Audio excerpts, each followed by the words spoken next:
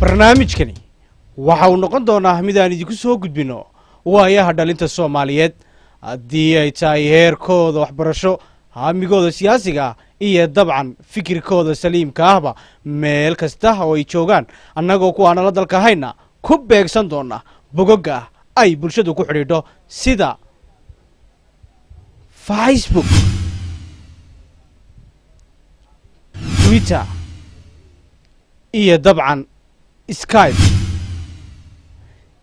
TV-gan caalamiga ee Home Cable TV waa mid isagu mar walba ku dadaala sidii uu bulshada qaybaheeda kala duwan codkooda u gaarsiin lahaa meel dheer hadda dheer